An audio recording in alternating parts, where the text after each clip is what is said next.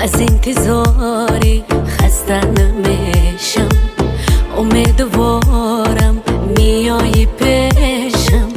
راهی درازه تا تو رسیدن و بسری غم دیدن. گناه ندارم، مشکم